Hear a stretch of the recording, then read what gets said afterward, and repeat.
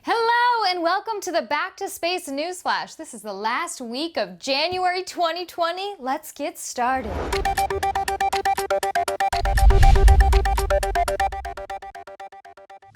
A SpaceX test ended in flames, just as it was supposed to. SpaceX Crew Dragon capsule returned to port Sunday night, hours after it executed a test of its built-in launch escape system. This is a huge step for SpaceX in its mission to launch astronauts into space. This uncrewed test, known as an in-flight abort, an IFA test, is the last major hurdle SpaceX needed to clear before the Crew Dragon can begin to carry astronauts to and from the International Space Station. The capsule launched atop of a veteran Falcon 9 rocket Sunday morning, and 84 seconds into the flight, a fireball was spotted into the sky. A few minutes later, after that, a sonic boom echoed through the sky. The Falcon 9 exploded, just as they had planned. And a second boom was heard when the remnants hit the ocean. This test was designed to test the Dragon's Super Draco power abort system. Also, I love Draco Malfoy, but I'm getting the sense this is a different Draco. Potter. But this system will pull the capsule free of its launcher in the event of an emergency during the flight, which is actually pretty important if you ask me. SpaceX treated the drill as if it were an actual emergency. SpaceX even had one of its boats with a helicopter landing pad designed to facilitate the recovery of the Crew Dragon during nominal and emergency landings. Once they take a gander at all the data, SpaceX hopes that NASA will clear the Dragon to carry humans like me. Once that happens, SpaceX will fly 2 astronauts to the space station for 2 weeks during a test mission called the Data 2. I feel like we can just get more creative with these names. Speaking of fires, let's chat about the Firefly test that ended in a fire. I'm currently trying very hard not to make a joke about a company named Firefly with an accident regarding a object that flies on fire. Firefly is an American private aerospace firm that develops small and medium-sized launch vehicles for commercial launch orbit. So basically on Wednesday, January 22nd, they did a hot fire test of the Firefly's Alpha rocket. The test was designed to test the Alpha's first 4-stage Rover engines with a short 5-second firing. The stages were fired and then boom, a fire broke out in the engine bay at the base of the rocket stages. The 5-second test was then immediately aborted, and the test facility's fire suppression system extinguished the fire. No one was injured and everything is fine. Okay, calm down. A Firefly representative had said, quote, "The cause of the anomaly is under investigation. Firefly engineers are reviewing test data from the stage to identify potential causes for the test failure, and Firefly will share results of that investigation once it is complete." Okay, Firefly, I see you. We'll wait. Do you guys remember Spaceforce? Because I do. It's been a hot minute since we've talked about it. But here we go, it's relevant again. President Trump, on Friday, January 24th, released the new logo of the US Space Force.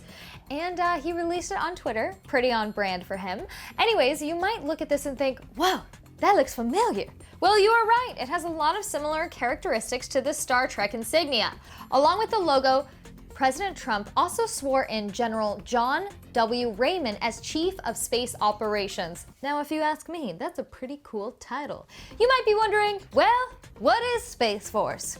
The U.S. Space Force mission is to, quote, organize, train, and equip space forces in order to protect U.S. and allied interests in space and to provide space capabilities to the joint force. Its responsibilities include developing military space professionals, acquiring military space systems, manufacturing the military doctrine for space power, and organizing space forces to present the combatant commands.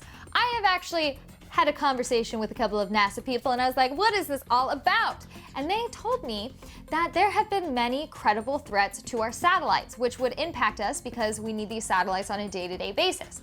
Their missions would be to protect these satellites and some other things. So I guess we will see what happens next.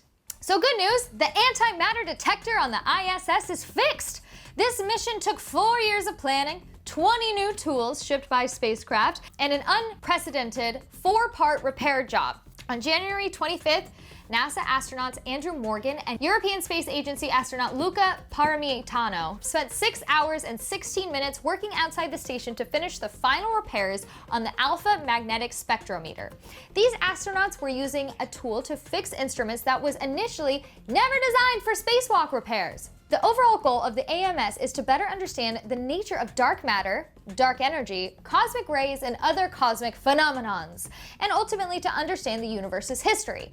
Now that it's all fixed and healthy, the AMS should now operate through the rest of the space station's life, which is currently projected for 2024. Moving on, NASA did a fun thing with regards to their 2020 rover. Students from around the country sent in over 28,000 essays to name the rover.